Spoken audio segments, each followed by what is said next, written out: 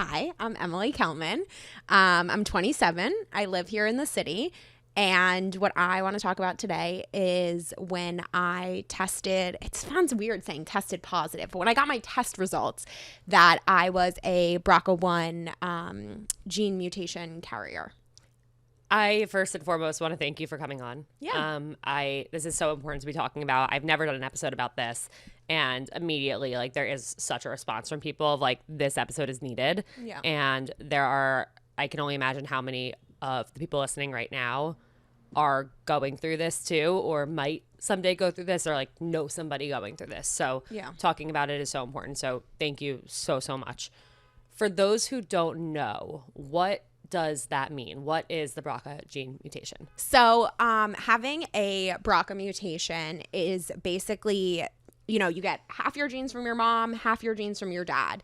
And everyone has a BRCA gene. And everything I'm saying, is from my own, knowledge from doctors. We're not doctors. Yeah, we're not pretending to be. This is personal experience. Exactly. And I'll say that a million times because it's such a personal thing. But basically, when you get, the two different strands, one strand from your mom, one strand from your dad, the BRCA gene, there is a common mutation or change that may happen that causes your risk of breast and ovarian cancer to be significantly increased compared to the average person over your lifetime. Mm-hmm. So basically, I'm of Ashkenazi Jewish descent, and there are 3 very common BRCA mutations, 2 on the BRCA1 gene, 1 on the BRCA2 gene, I believe, that are very common of people of my descent. Interestingly enough, my family mutation is not one of those 3. So yeah, it actually took us longer than the average to figure out that we had it.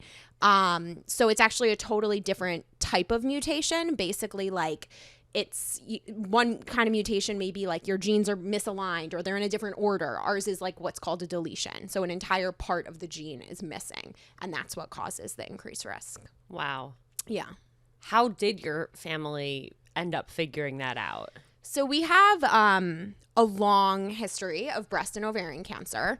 And again, I'm going to just speak from my experience and my perspective. I don't want to tell anyone else's story. Growing up, we didn't really talk about it a lot. My mom hates when I say we had family secrets. It's more so that they guarded us really well. Mm-hmm. And so they didn't even find out that were quote unquote positive until I think I was probably in my low teens, because I said, this gene is so different. This gene mutation is so different. So they did studies. They were part of all these groups, and they volunteered because it was so weird that we had this really strong family history without actually having a scientific reason why. Right. Until they figured it out. Got it. Yeah. Got it. So you tested positive when you were 11? Or No. You didn't test until later. Right. So basically, when I was 18, my parents sat down, me and my brother, and I remember the conversation. It was me and my mom sitting on one couch, and my dad and my brother I'm pointing over there because that's where they were sitting. Mm-hmm. And my mom explained it all to us. And obviously, from that couch's point of view, it's very different. It still affects men, of course, and there's still a lot you can do. But from my point of view on this couch, mm-hmm. It hit a lot harder. So I found out when I was 18. I, many other people our age, have a lot of anxiety. I had a lot of fears growing up. My mom said to me, I don't want you thinking about this every day. I don't want you testing now. It doesn't make sense. I know you're going to live in fear, and I don't want you to do that. So for a while, it was a part of the back of my brain. I was also still young. Breast cancer, not usually doesn't appear that young. It can appear in your young 20s, but mm-hmm. at 18, not really. And so first, I don't remember when I made this decision, but it was an internal kind of decision. And then, of course, I talked it through with my parents that at 25, I was going to test. Okay. That was my cutoff. I made that decision myself and with my doctors, knowing okay, around that time, you should probably start getting regular screening because that's when you become, it's more common, or it could happen. So that was kind of my timeline. I turned 25 in 2021, so it was right at the end of COVID. shit was hitting the fan, and my mom was like, listen, you got enough anxiety going on. Like, the world is kind of a mess right now. Like, because there's a lot of stuff that you have to do before you got tested. Like, I went to see a genetic counselor. Like, there's, just things that you have to prepare for. And so I waited until almost a full year later. So I tested when I was 25. I found out like the week before my 26th birthday. So I still hit my timeline. Was it in that period of like 18 to 25, 26, not knowing, like how much was it on your mind versus was it something you forgot about? Yeah, it's a good question. I mean, I think during that time, there was some family stuff going on. So like in those situations, like that was on my mind, but not really. Everything had really happened already. Yeah. So it really wasn't on my mind a ton, honestly. I wasn't going for regular screenings. Like, I've been on birth control since I was 17, 18. My mom did that on purpose because like that could help stabilize your hormones for ovarian cancer. So like it wasn't really that different, Like I went to college. I like talked about it with friends, like when you like got deep and stuff. But other than that, like it wasn't really part of my life. Got it. Okay. Yeah. So week before your 26th birthday, get the results. Talk me through that day. Yeah. So basically it's just a blood test. Okay. So 2 weeks before, it was actually Passover. My mom had COVID. Passover's our favorite holiday. It was chaos in my house. And I went and got tested. I went to get my blood test, and my mom actually couldn't come with me because she had COVID.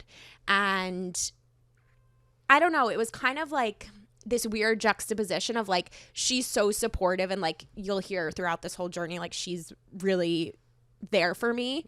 But it was almost like going alone, and I've never really thought about it this way, but like going alone was kind of like the start of like my journey with this. Yeah. Because everyone's journey is so different, and so and everyone's decisions are so personal. So it was I don't know, I guess it really was kind of like the start. And I was optimistic. I wasn't optimistic.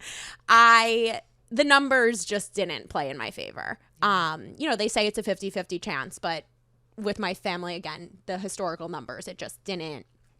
I was pretty sure I was going to be positive. Mm-hmm. And when we went in to see the genetic counselor, I remember we sat down and she was like, all right, I'm not going to make you wait, and she said something that I always think about. And she said, like, I was really hoping for you. And I was like, oh my God. That like makes it worse, I think. She was just like, I really was hoping for you. And I was like, okay, in this moment, I feel so different. Like this is that I realized, like, holy shit, like this is real, and like this isn't normal. And what I'm about to go through, like, clearly has weight to it, because someone who does this for a living and counsels people on this is telling me like they were holding out hope for me. And I was like, oh God. So that was the day. It was rough.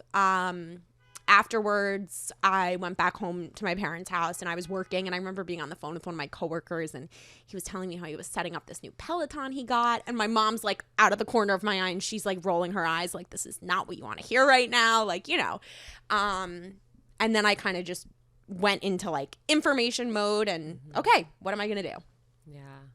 Wow. I mean, finding something out like that, and then I do like what you said about like your mom couldn't come, and it was the start of your journey on your own, and it's something that you now have to deal with the support of family and friends and people who love you, but also it's you. It's at the end of the day, like, the decisions are yours. At the end of the day, the thoughts are yours, and it's something that you will have to deal with in one way or another for the rest of your life. Yeah. And as painful as that is, and as scary as that is, I do think that was like a beautiful, like, here goes Emily. Like, yeah, we got to do this. Like, me, myself, and I, like, I can do this. Yeah. What were your initial, like, were you like, oh my God, I'm terrified? Or were you like, this sucks, but I'll deal with it? Like, what was really going through your mind emotionally? So it was a lot of, okay, what can I do right now? Right? We all like to be in control. So I was like, how do I take this uncontrollable thing that felt inevitable to me my whole life, or since I was 18, and how do I control it? So I went into, like I said, information mode. I went through genetic counseling. She told me, some risks ahead of time so you can mentally prepare. And then, I remember my dad said to me, like, okay, like, we need your dream team now. Like, now you have to get all your doctors and it's going to become your dream team. Yeah. And so that was kind of my next step. And I was like researching. And of course, like I said, you know, there's so many different connections of this one went to that, you know, so it was just finding that. And I started, so there's two pieces to this. There's the breast cancer part and then there's the ovarian cancer part.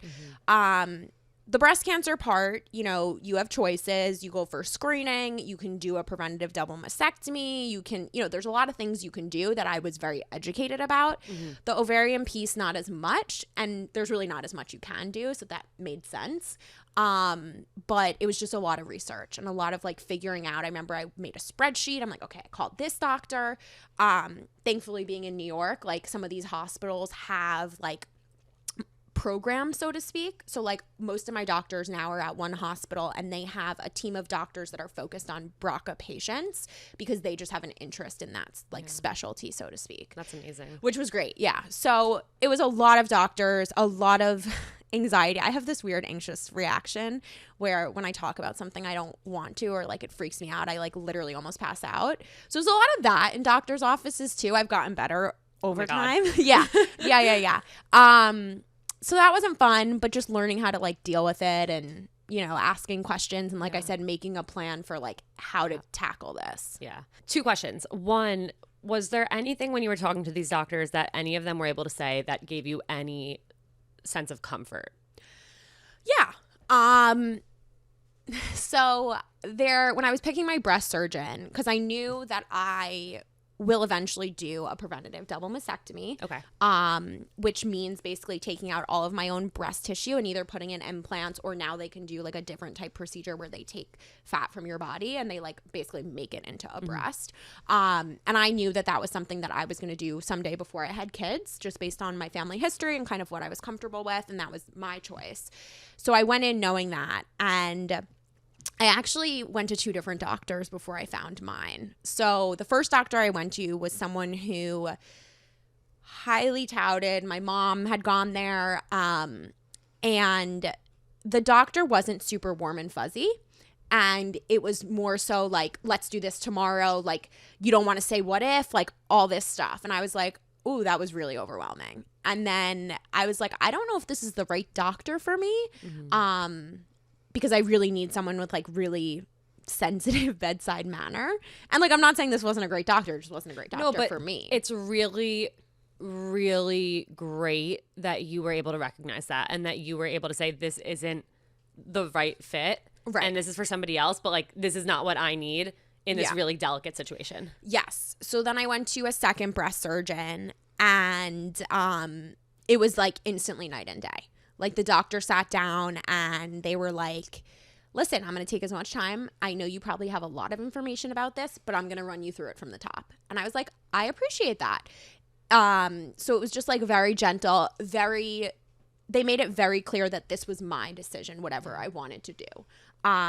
So not so much comfort in what they're saying, but comfort in how they're caring for you in the sense that like, I know when I go to do my surgery, like this doctor is going to give me advice and tell me what to do. Cause there's a lot of decisions that come with it that like is going to be the right thing. Like I totally wholeheartedly trust them. And I think the trust is the most important piece. Cause like the comfort you kind of have to make for yourself. Right. Cause it's like you're coping with something that again, like you said, is going to be with you forever. And it's going to be prevalent in so many different aspects of your life, but you just need to like, you know, find that own comforting feeling. Absolutely. It's almost like dating. Like you have to find the right doctor for you, but you also have to find it in yourself to have the strength that you need and to trust your own judgment too. Yeah. I never thought about it that way. Yeah. Yeah. I somehow find a way to relate everything back to dating. So what led you to decide to at some point have a preventative double mastectomy? Like I said, my family history, I am also of the ilk that I want to be in control. Yeah. And I don't want to say and look back with regret and what if. And it's not so much like the fear of what would happen if I didn't do it. It's just the fear of the unknown. Yeah. So yeah, I think that's Do you have any specific fears surrounding that in general? I knew you were going to ask me this question. So in the beginning, yes. So I actually I froze my eggs twice already. So that was actually the first thing that I did, and I can talk about that after. Yeah. So in the beginning, I wasn't ready to have my double mastectomy right when I was diagnosed, and I knew that. I knew that when I sat in the plastic surgeon's office and she handed me the implant, and I almost passed out because I just like couldn't hear about it. I also knew that just based on like major life events. Like I didn't want this to take over my life.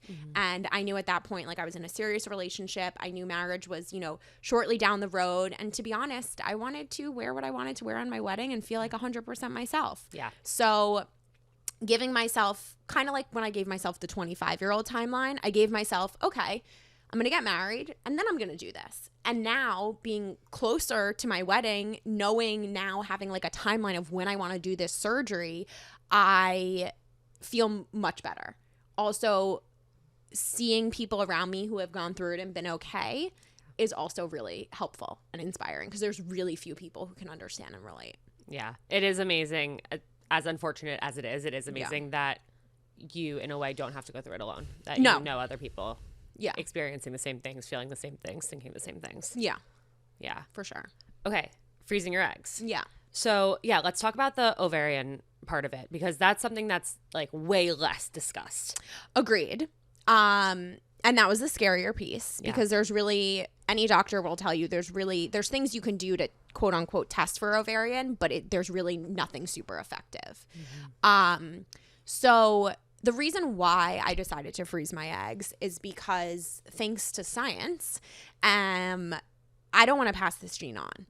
So that's the reason why I'm freezing my eggs. Wow. So basically, so once you make embryos, so the whole process of IVF is you freeze, like the freezing egg process. You can choose.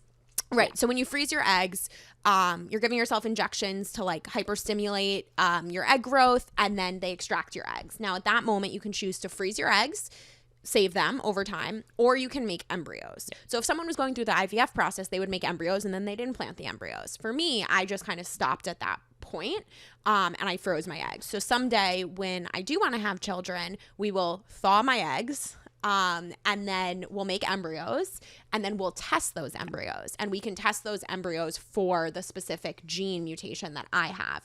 And hopefully, knock on wood, we will have embryos that don't have the gene and then choose to implant those. Right, because you mentioned it's 50-50. It's 50-50. 50-50. Yeah. Got it. So that was kind of the whole reason behind the freezing of the eggs. I also am young, and, you do a bunch of tests, and I had a good egg supply, and there's some stuff out there. It's not proven research, but there's some anecdotes that say like BRCA1 carriers deplete their eggs faster than other people. Again, it's not proven, but it's something out there. So I was like, you know what? I know I don't want to do the double mastectomy right now. What can I do in the meantime to like give myself that control? Yeah. And so same thing, shopped around for doctors, fell in love with my doctor. Name drop. Do it. Jennifer Blakemore at NYU. I'm obsessed with her. And so she really walked me through everything. And then I was like, okay, like I think I'm going to do this. And thankfully I have amazing insurance, which was also a big piece of it. It's very expensive, and I'm very lucky and privileged to have, the job that I do and the insurance that I have, that it made my decision much easier. When cost is not a factor, it's like, sure, why not? I'll inject myself. Why wouldn't I do this thing that could be so beneficial? Yeah. For me, for my family later on. Exactly. Yeah. So I did my first round last March. It was scary. So you go through like a training, and they like show you how to like inject the medicine, and shots don't really get me, but like when people like take my blood, I don't love that. I've gotten so much better at it because I have to. But in the training, Jared, my fiance, and I were sitting in the training, and I was like, you need to be part of this because like we live together. You're the one like, doing it. Yeah. No, I shot myself. Really? Yep. And so, so he sat in the training with me, and where they got to the point where they demonstrated like injecting the medicine, I literally was horizontal on the couch again, almost passed out. Like, just that's my reaction. And so when it was happening, I was like, how am I going to do this? And my mom came in. She was like, I can do it. I'm like, no, I want to do it myself because like I want to be able to do this. Like I need to do this. I'm doing this for 2 weeks at least. Like, you know. So she came in, and then after the first time, it was totally fine. Okay. And so, yeah, so I did that, my first round in March, and then I actually did a second round in October. Oh, wow. What made you decide to do the second round? It was my doctor's advice. You know, it's so weird because, like, at that point, I did both my egg cycles. We weren't engaged. So there was, you know, the discussion of, are you going to do embryos? Are you going to do eggs? And so the second time, you know, you have to have these conversations that like you wouldn't normally have. Like you're doing everything in reverse almost. Yeah. Like we're having conversations about like timelines of surgeries and kids and how many kids we want. And like I literally don't have a ring on my finger. And so that was kind of part of it. Like we knew we wanted, you know, multiple kids. And so there's a lot of statistics about like when you freeze eggs and then you thaw eggs, you lose some. And then when the eggs match with the sperm and make the embryos, you lose more. And then you got to split everything in half because BRCA is 50-50. Right. So she was like, numbers wise, you should do another round. And I was like, okay, like I'm going to trust you. I'm going to believe you. And, you know, I was prepared for that. And my second round, I got so many more eggs than my first round. So I'm done for now. Okay. But I don't like to think I'm done because when we go to have kids and they make embryos, like who knows? Like I may need to do more. And it's fine. So that was kind of the reason for the second round. Speaking of, you know, having these conversations, when did you initially bring it up with him? And what was that like? I know especially in dating, like we all, even not in dating, we all have something heavy that we're carrying around that is really hard to open up to people about.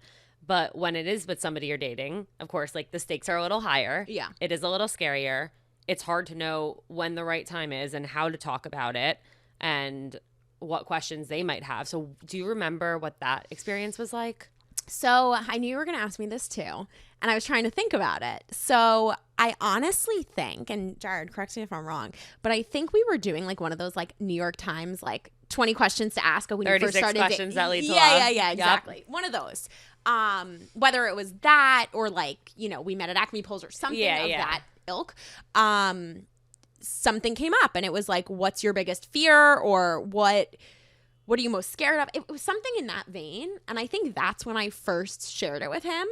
And I think sharing it with anyone who has no prior knowledge, they're going to be like, they're not going to fully get it. Yeah. Sharing it with a male who doesn't have the same parts as you do and no prior knowledge, I don't think it fully registers until I start to like go through these things. Mm-hmm. So when I was getting tested, we definitely talked about it more and like what it would mean and all that kind of stuff. And that was really when I think a lot of the like deeper conversations started, just because I started to learn about like what the implications actually were. Yeah. Were there any questions that he asked you or that any friends or anyone who was less familiar asked you that you were afraid to answer or that were really like hard for you to answer?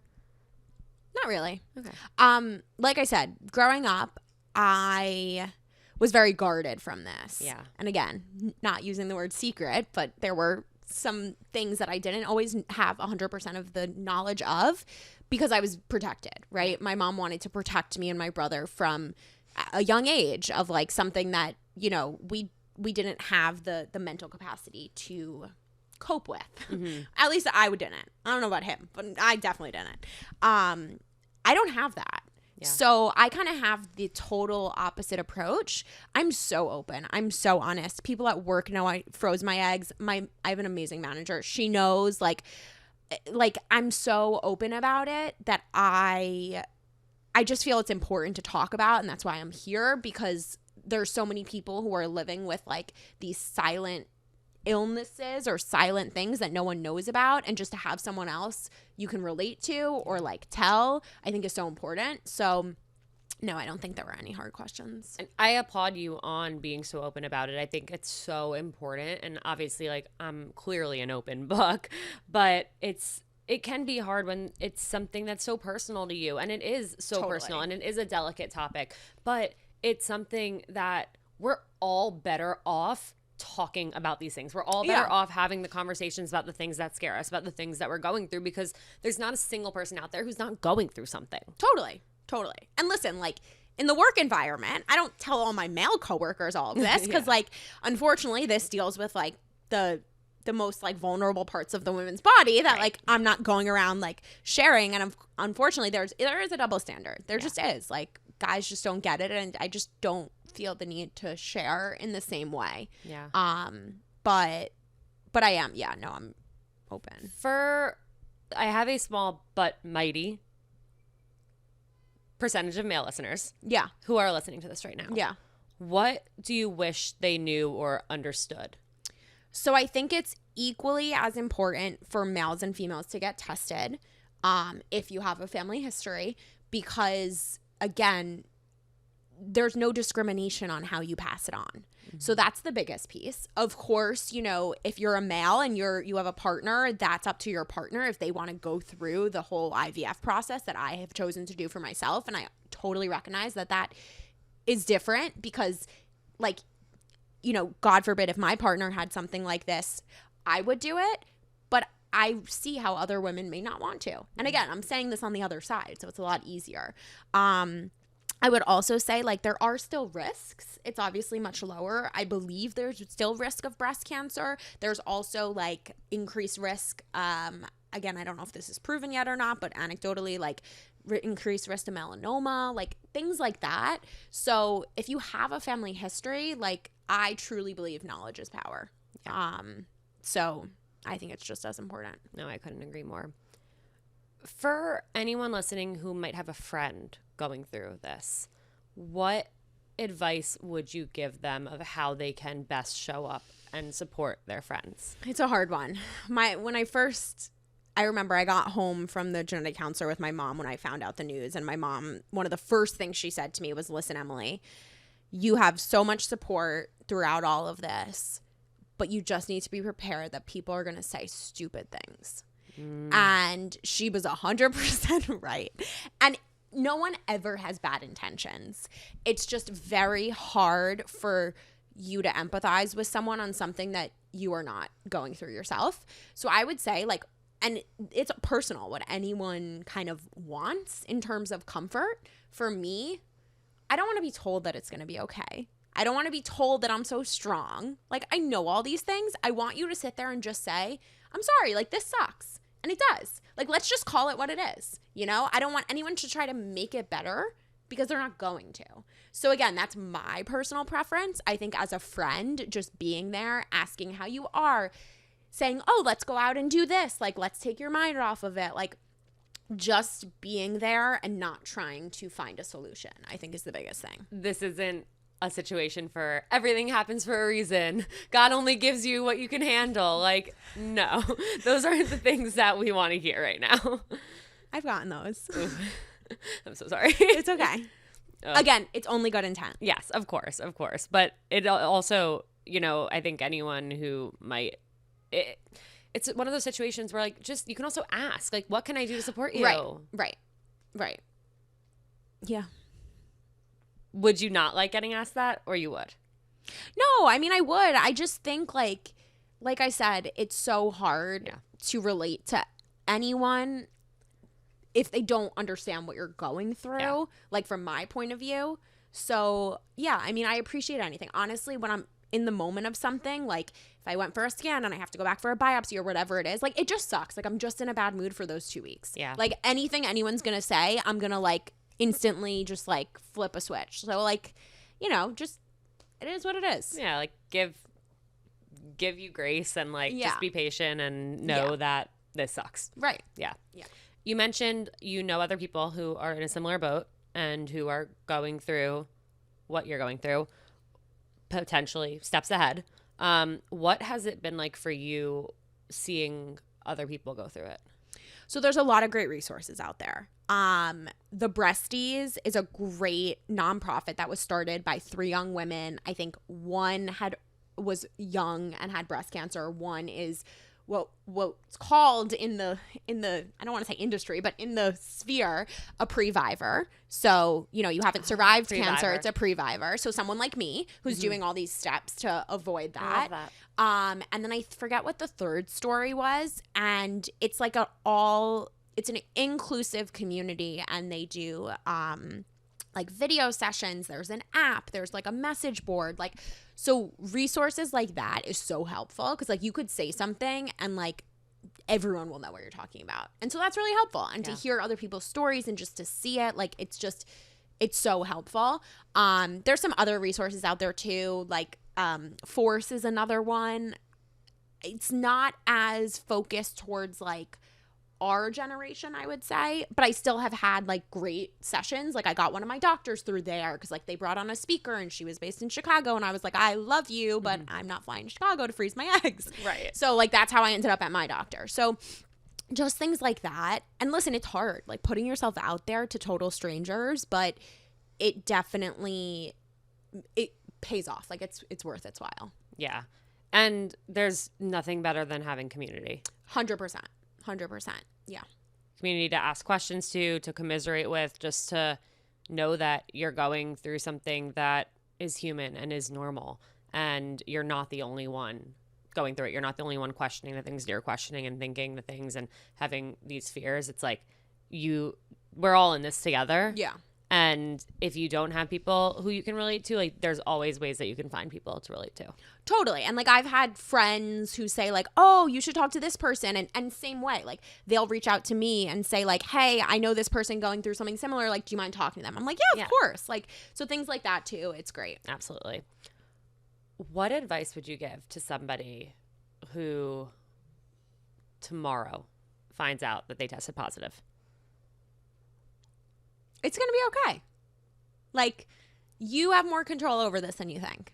And I'm a control freak. So, like, I have, like, maybe to a different degree, but it's all about you make it. Like, you can choose to be as in control or as not in control as you want. Yeah. And I like that throughout your experience, you found ways that you could have control. 100%. Yeah. I think that's really powerful and helpful, just to know that you're doing what you can. Exactly. Listen, it makes it really hard, because when something doesn't go according to plan, I break down. Yeah. And I'll admit that, but it's just part of the process. Yeah. It's life, as my mom tells me. Absolutely. So you're getting married. Yeah. What are you most excited about with your wedding coming up and life after that? I'm excited to start a new chapter. I'm excited to really like build a home with someone else the way that we want to do it. My fiance is from California, the other side of the country, and we have a lot of shared values, which is really nice and I think really important. But we also grew up in different ways, and it's kind of cool to like be able to see, what were your traditions, and then kind of making our own together. Yeah. Can you tell us how you guys met? Yes, we met on Hinge. I had actually just got dumped by a guy that I was set up with. My cousin set me up. I had gone on like 2 or 3 dates. And like when someone sets you up, it's like, oh my God, this could be the one. Like high stakes. High stakes. Yeah. Like he already has like approval from like someone you know and love and trust. And so it was funny. I went on a first date with this guy who ended up dumping me, ran into my brother who was on a first date. It's my dad's favorite story to tell. And coincidentally, we both were with people we didn't end up with. That's crazy. But it was literally a week before I met Jared, my fiance. Yeah. Wow. So when I went out with him, I was like, I'm not going to think much of this. It's going to be what it's going to be. Like it's a distraction. He had the same mindset, yeah. And then we kept seeing each other. Sometimes that's the best, because when you have so much, like there's such high expectations on something, it's never going to live up to that. Exactly. Do you remember what the initial Hinge conversation was, or like of course. Who you like choose? Okay, tell. Oh my God. So I actually responded to one of his prompts. So I was like eager. Like I definitely put myself out there. I feel like I was ready. Like, I just wanted to like have that shared person, and that person rather. So I never really liked a guy's picture because it always made me uncomfortable. So he had a prompt and it was like, my guilty pleasure is, and his response was reality TV. So I responded, what's your favorite housewife city? Wow. Yeah. And he's like, not really my thing. And I was like, not that type of reality TV. Right. And I was like, okay. And the rest is history. Now we love reality TV. Yeah. What's his favorite housewife city now? So he claims he doesn't watch, but I'll be watching and he'll creep in and just sit there or ask a question. Honestly, whatever I'm watching. I support that. Yeah. I support that. Is there anything that I didn't ask you about with your journey and all of your experiences that you were hoping to share? I'm trying to think. I think the thing that's really tough is being how young I am and going into a doctor's office and every doctor saying to you, oh my God, you're so young. Oh my God, why are you going through this now? And it's the same conversation every time. And that's really hard because it's a reminder every single time. I mean, like I go for yearly breast MRIs and whoever is putting my IV in makes a comment about it every time. So it's like you can't forget it. So it's hard and it like really does travel with you. Mm-hmm. And so I would just say like letting yourself see that and recognize that. And again, just commiserate. Like, yeah, I am really young. This sucks. And, you know, you also have to find the humor. And I'll tell a story, which was really funny.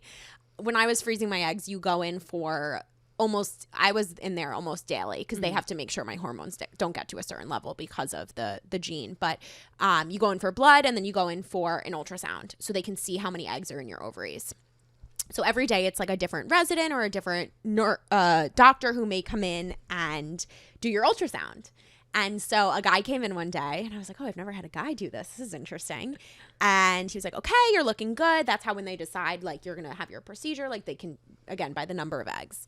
And the next day, same guy comes in. He's like, hi, I'm so-and-so. It's nice to meet you. I was like, oh, we actually met yesterday. He's like, oh, I'm so sorry. I see so many people. I'm like, yeah, of course.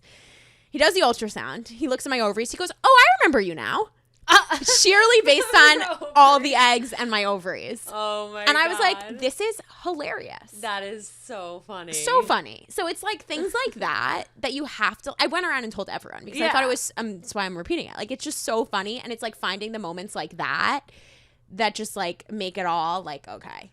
There's such unique experiences and like you can't not laugh at that. You can't not appreciate the humor in that. Right. Yeah. Right. So it's a lot of things. Like every time I'm in a doctor's office, it's something like that. Yeah. And you just have to laugh.